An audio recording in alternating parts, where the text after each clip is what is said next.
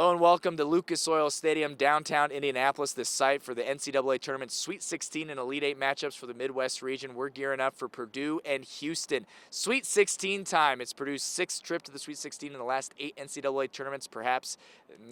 Definitely their toughest test of the season with the number 1 seed of the Midwest region, the 32-4 Houston Cougars, sporting a 15-game winning streak coming into this game. Look, Purdue, they have all the experience in the world. They have guys who've been here before, who've made the trek through this tournament, and they know what it takes, but they know the challenge that Houston presents as well. Had a chance to go inside the locker room, catch up with the Boilermakers, as well as hear from Braden Smith, Trey Kaufman-Wren, and head coach Matt Painter ahead of this matchup. Well, first of all, we're somewhere where there's good high school coaches and there's good players. I think that's probably the number one thing for us is that, there's a lot of guys for here, in the state of Indiana for us to recruit. And if you have a good job, that's normally the case, right? And but we've just stayed the same path as we have before. Like we've taken transfers before, even though we've taken 2 people out of the portal in 4 years, probably the fewest amount in the country. But we still took someone out of the portal that was a big piece for us last year, going to the Final Four, in Lance Jones.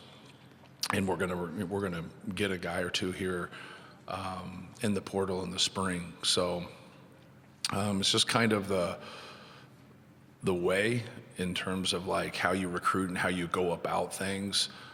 Probably the fact that we've been able to keep guys sometimes kind of blows your mind because it's hard, right? If you have 13 guys on scholarship to keep everybody happy.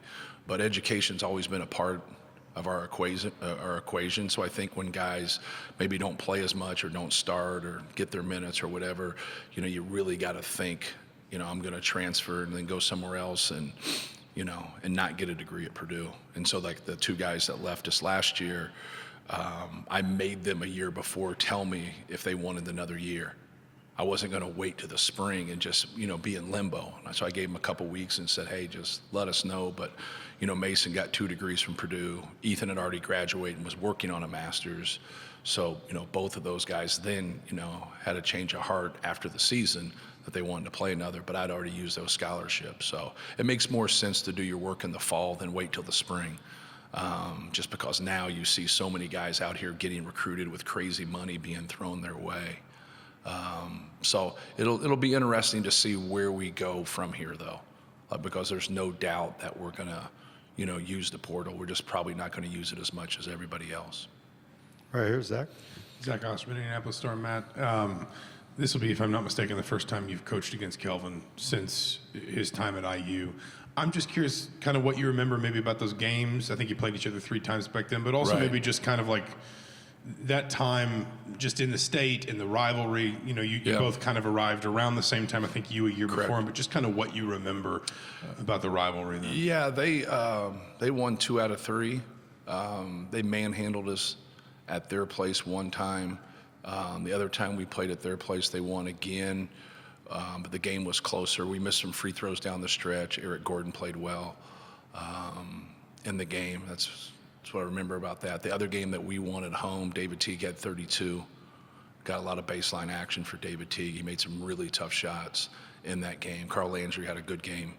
Those were our 2 best players then. So that's kind of what I remember, just from that, just from like the rivalry and everything that like kind of goes into those games. And but yeah.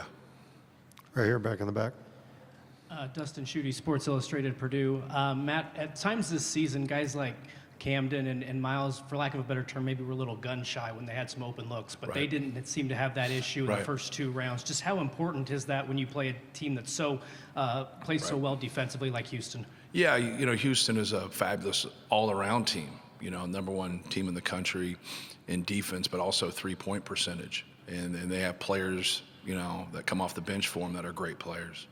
And it's one of those things that they're so good defensively. If you don't take that shot, it's kind of like facing a real pitcher in the major leagues, and you get that good first pitch and you take it, you're probably not getting another good pitch. That was a mistake. So when you get shots, you got to take them. Because when you don't take them, you can end up with shot clock violations. You can end up with just pick six turnovers. Like they're so active and they do such a good job disrupting the basketball, whether that's their post defense and their doubles, or it's their aggressive ball screen defense, or just playing passing lanes and just their overall, pressure. I could go on and on about it. Like they're an elite defensive team. So it's going to be important for us to let it rip, but it's also important for us to do that no matter who we're playing. Like you're referencing real stuff there. Like, when the coaching staff and everybody on the team is telling those guys like, hey, you got to take your shots, and then they're pausing or passing them up, like that doesn't help our offense whatsoever. We don't have 5 guys out there creating for us. We have a couple guys creating for us. So it's important to take the ones that come your way. Right here, Bob. Matt, Bob Kravitz, Indy Monthly. How do you explain TKR's growth this season? And you saw this coming a couple of years ago, even when he was still under Edie's shadow, under his shadow. Yeah. I would just say his work and the time that he puts in individually more than anything. Like who are you when the coaches aren't around? Who are you in the off season? And Trey's put a lot of time into it, but just working on his own. Like he's worked on his body. He's a guy that is very unique. He's physical, but yet he's skilled. And I think the number one thing for him, anytime you're a good player and you can score, it normally teaches you how to pass. Because you're getting a lot of attention. Like you should be a good passer, and he's become a really good passer and a really good decision maker, and that's going to be real important in this game. But no, just proud of him for his work. But anytime you put that purposeful work into it, and you know what you're doing and you know how to apply it, you're going to make a big jump. But it's also the opportunity. With Zach leaving, it was a big opportunity for him to step in there. Chris Whitlick, CBS 4. Matt, 1 year ago, you guys were the hunted.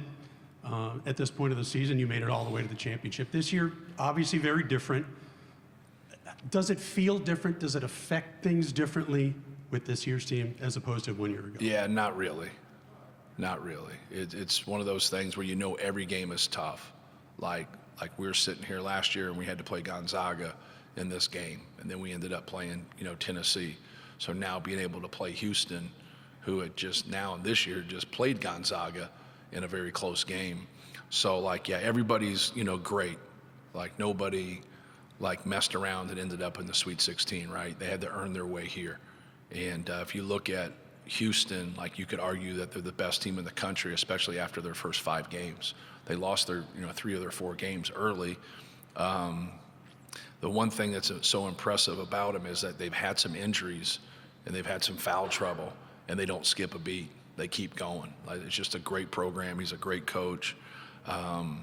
But it's no different than playing Gonzaga last year in the Sweet 16. You could give all the same superlatives to Mark Few and his team and his program, and that was going to be tough. Beating Tennessee was going to be tough.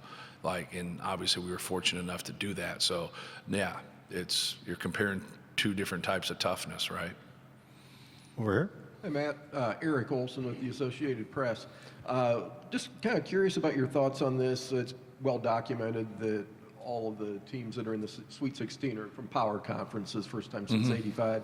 Do you think that's an anomaly, or do you think that going forward this is going to be the norm? Well, when we sat on a lot of committees, and I've put a lot of time into it, and that was the one thing when the portal kept going and they allowing guys to, it started with the one-time transfer, right? And now you can transfer whenever you want.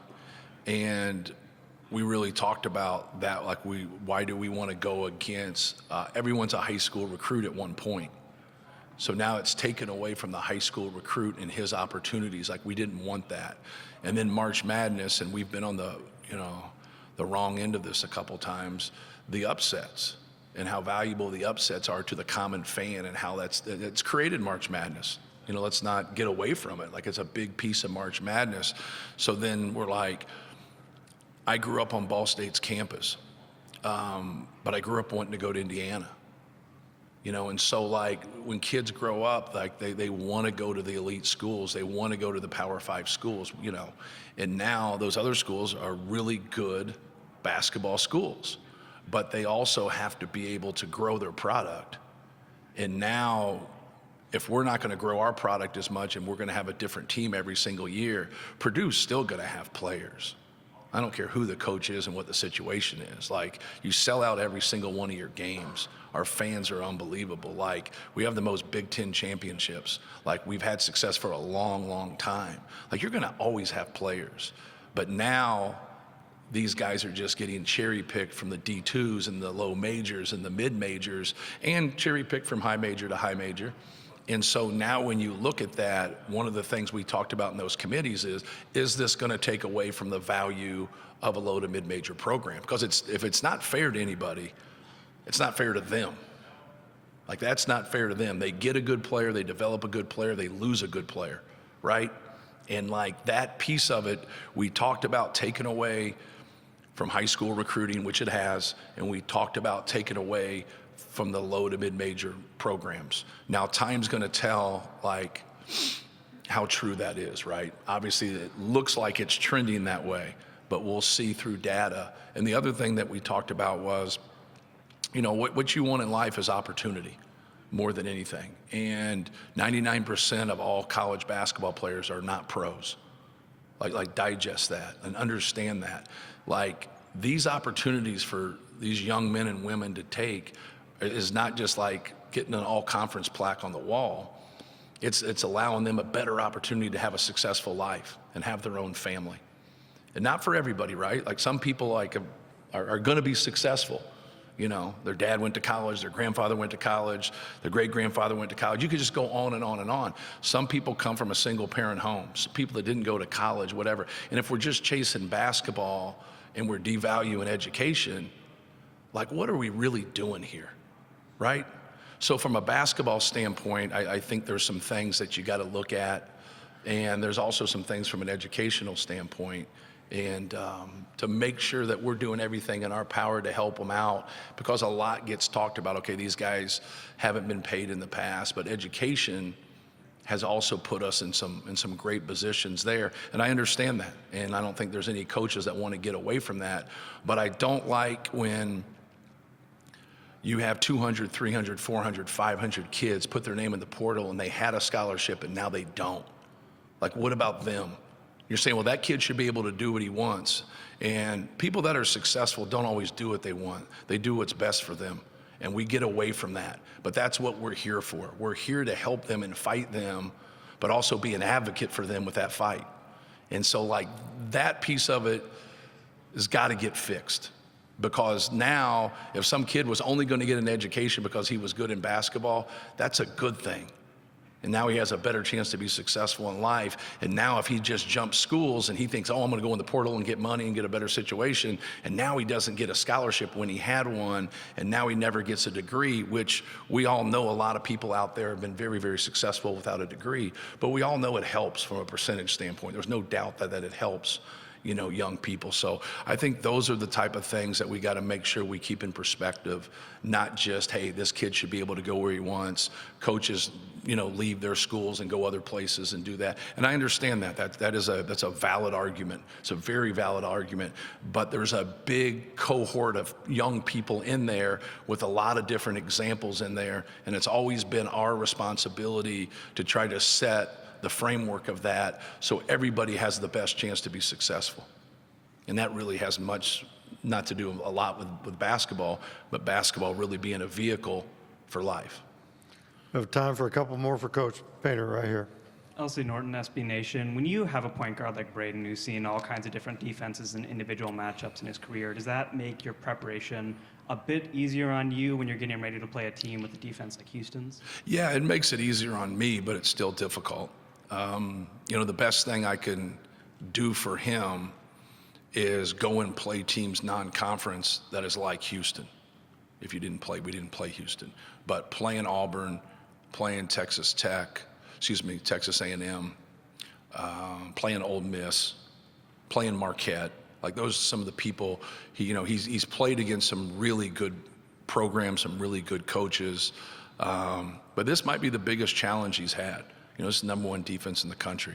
You know, this is a big challenge for our team, but, you know, he does a lot for us. but that we're just hoping through our experiences that we've put him in the best position to be successful. I know he's looking forward to it, and he's very competitive, and he's had a great year. But that's the one thing from our standpoint that we try to do. Some people think like we overscheduled this year, but anybody be a fool right now to think that the teams that beat us in non-conference didn't help us to get to this point, because they were so good. Auburn's so good. Texas A&M is so good. Shaka Smart and like what they do, Chris Beard, and how they operate, that's difficult to go against. And he's had those experiences. He's been in the Final Four. He's won 2 Big Ten championships. So he's had a lot of different experiences. But with all that being said, Houston's defense could be the best out of all those people I mentioned. Thanks, Matt. Thank you. We got a lot of experience together. Being able to play for our case 3 years in a row, I mean, that builds and helps over time. So having that is huge. And just, playing with Fletch, I understand what he likes to do, what he doesn't. Same with Trey, I understand his spots he likes to score from, or where he's uncomfortable, or same with me for them. So, it just builds over time, and it's obviously beneficial for us to be able to be on the court together for so long. Tom? Tom Bruce, Sports Illustrated, Purdue. Coach was just saying that your loaded up sort of non-conference schedule helped you get to this point. I'm just curious, when you're watching Houston film and such, are there times when you see that's something like Ole Miss does, or we did this against that, or we did this against A&M, or does any of that stuff ever come up where that non-conference stuff really does translate to late March? Yeah, I think so. I think when you get to playing these teams in the tournament, that's why you have a non-conference like that, to get you ready for games like this, so you don't go into just playing Big Ten teams and then you go in the tournament, you don't play Big Ten teams. So I think it obviously benefits us. Understanding how they play defensively are similar to other teams, and their coverages that they do defensively, or their whatever sets they run offensively, they're similar to other schools that we've played early on. So I think it helps and benefits us for both ways. Back here in the back. Serena Raboyne, WHAS 11 in Louisville. This is for Trey. I know you didn't go to school too far away from your hometown, but what is it like to play in this stage a little bit closer to Silver Creek? Trey? It's great. I remember when, obviously I guess this is in Gainbridge, but when we went to state and the entire town of Sellersburg came up, and you see all the, at that point it was blue and orange fans out there, and just the support that you get. And so I'm happy that, obviously my family, but even relatives and people from Sellersburg and, everybody that I know can come to this game. It's going to mean a lot to me. Questions, please, right here, Bob. Trey, Bob Kravitz with Indy Monthly. What does all this mean to you? You spent all those years developing, you redshirted, now you're coming of age, you're putting up big numbers. What does all of this mean to you after a very tough summer where you put in a lot of work? Trey? I think that's something that I'll be able to answer, after my time, in college is done, better. Right now it's one of those things where it's just the next step. I've always thought of it that way, whether I've, succeeded or failed, it's the next step. You got to go to the next game. You got to, try to help your team win in every way you can. So that's how I've always looked at it. Right here. Dustin Schutte, Sports Illustrated, Purdue. Fletcher, at times this season, guys like Camden and Miles were maybe a little bit gun-shy when they got the ball and had open looks, but the last 2 rounds they were willing and able to knock down some shots. Just how important has that development been these last couple weeks when you play a team as defensively sound as Houston? Fletcher? It's been very important. Obviously, teams like to take away certain actions, and when you get it out of your hands and get it to those shooters, that's oftentimes the best shot, especially for Purdue. And they shoot such good percentage, and they put a lot of time into their shots. It's the best shot for Purdue when it gets swung to them, and they're going to continue taking, and we're going to continue to help us win games. Questions, please. Right here, Chris. Fletcher, when you think about how good they are in defense, only allowing 58 points per game, I know every possession is important, but even more so, and like you said, you have to value and take those shots. What kind of pressure does that put on that into the court? Fletcher. Yeah, I don't see it as pressure. I think, put in a lot of work to get to these spots and play in these big games against great teams. So now it's just executing, so trusting in ourselves and trusting in the work that we've put in to get to this spot, and then ultimately trusting our scout that we're going to get the ball in the right spots and we're going to knock down the shots. Scott? Fletcher, I'm curious, what is it like for you to have your dad as such a big resource as a coach, as a scout, as a basketball mind, as you've gone through your career? Yeah, my dad's been awesome. Early on, I thought he was really hard on me, but ultimately it just got me to be the player I am today. And seeing his experience and what he's been through, college, NBA, whatever it was, he's helped me a ton, and then ultimately my brothers learned from him as well. So being able to listen to my brother and talk to him, and you just get a whole nother perspective, and it's just another coach that wants the best for you and wants the best for your team. Questions, please? Right here in the back. Thank you. Preston Harvey out of Louisville and WLKY. Trey, how have you seen like your growth and development, and what have you learned from your previous experiences at Purdue to help prepare you for this stage here? Trey?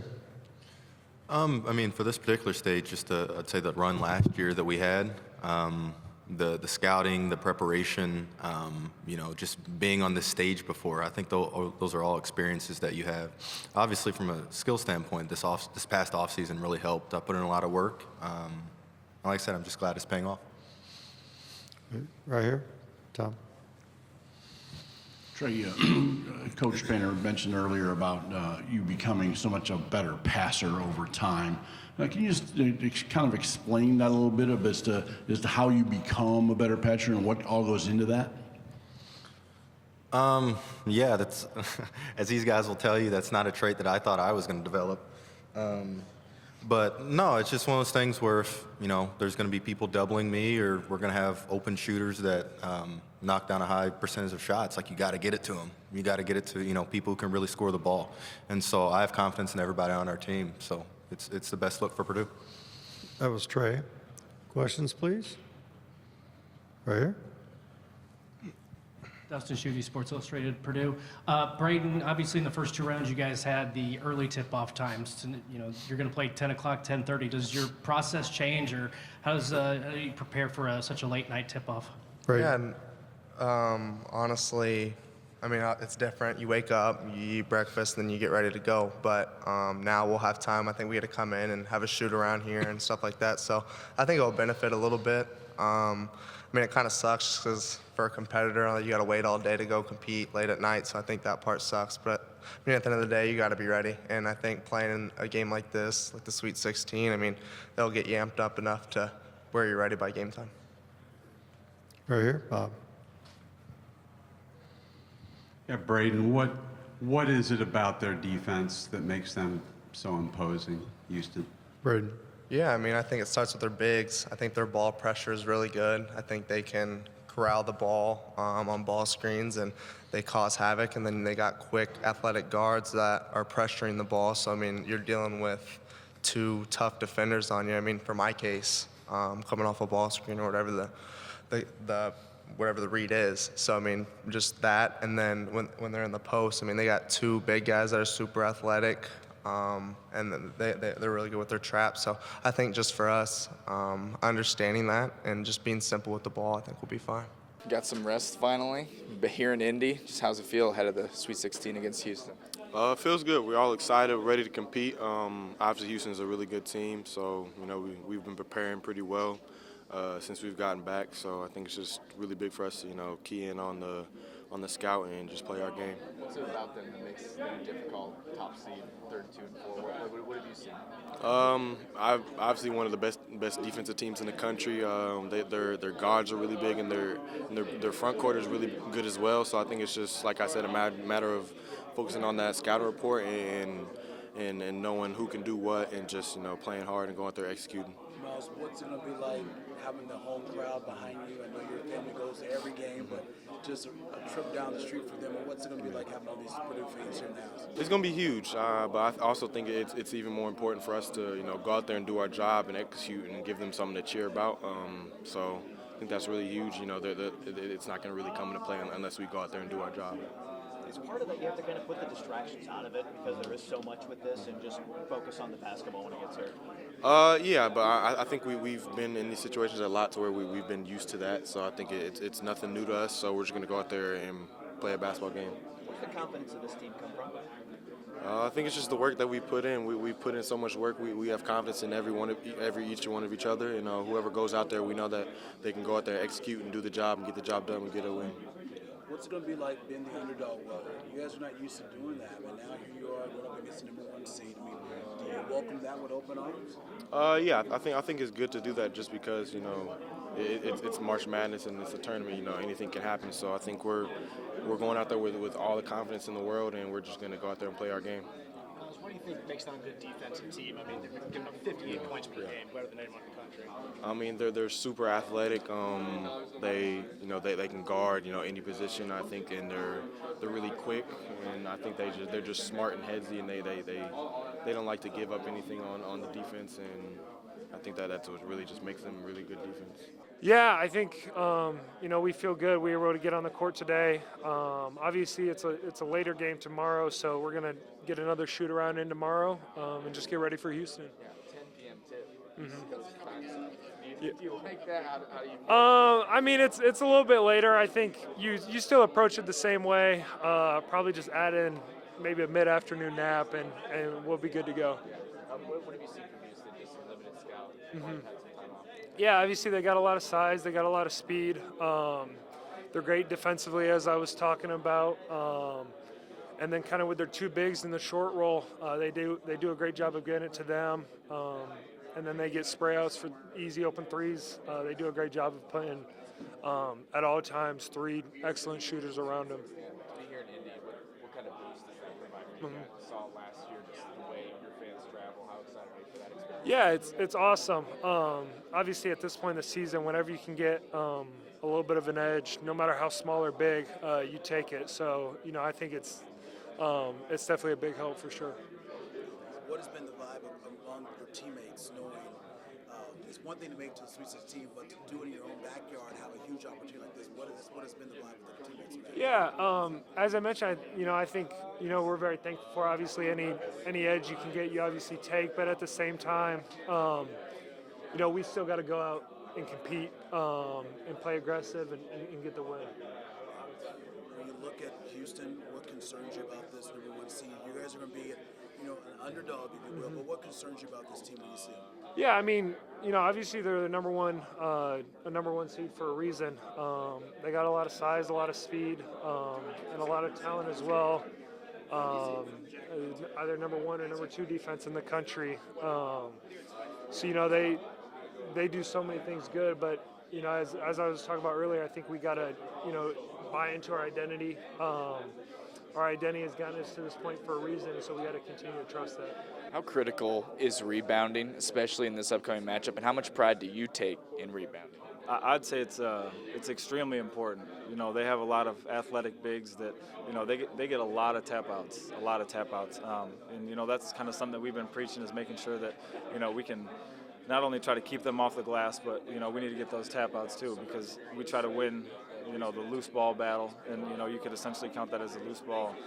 And for me personally, it's something that whether I'm kind of undersized, I'm kind of able to use my athleticism, but then if I'm kind of matched up evenly with another smaller force, just kind of being able to use my strength and physicality to get the ball. So it's definitely a main focus for us, and especially for me.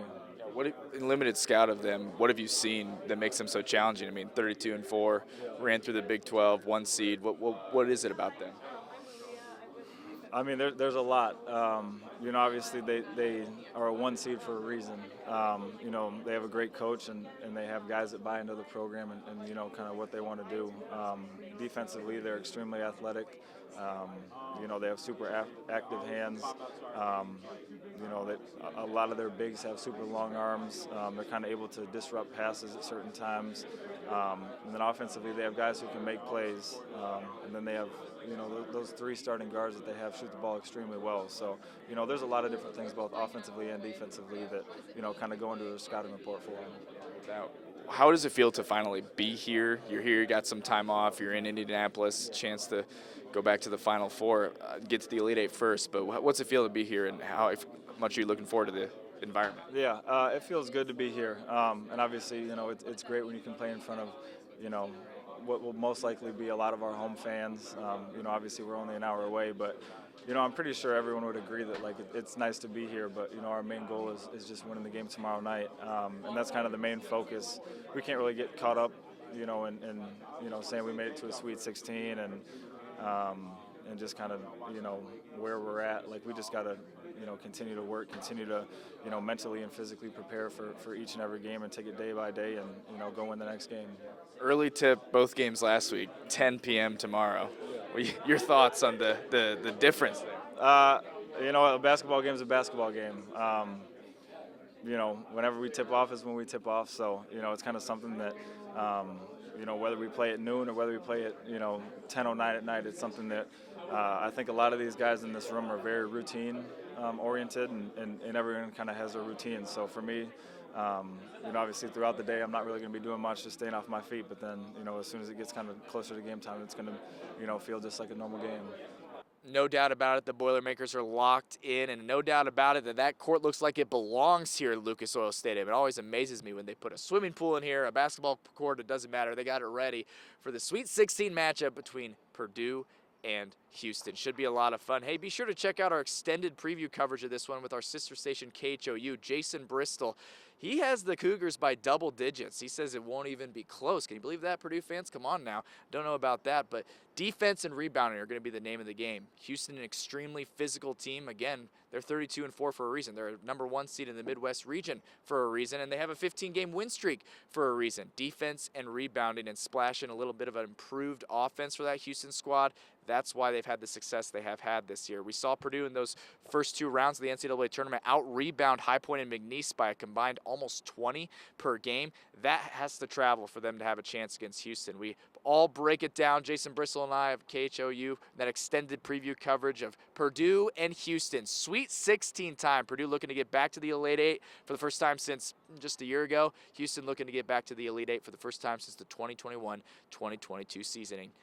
Adding insult to injury, Kelvin Sampson back on the sidelines here in the Hoosier State. How fun is that? All right, Houston and Purdue, we're getting set and ready for you.